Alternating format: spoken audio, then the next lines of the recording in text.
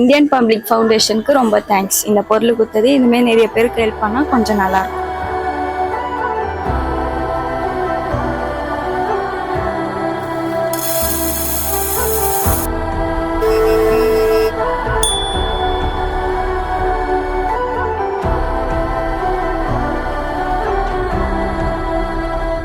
ஆயிரம் நீ முகிலும் நீ சிகரம் நீ அழுதிடும் அகதிகள் சிரிப்பு நீ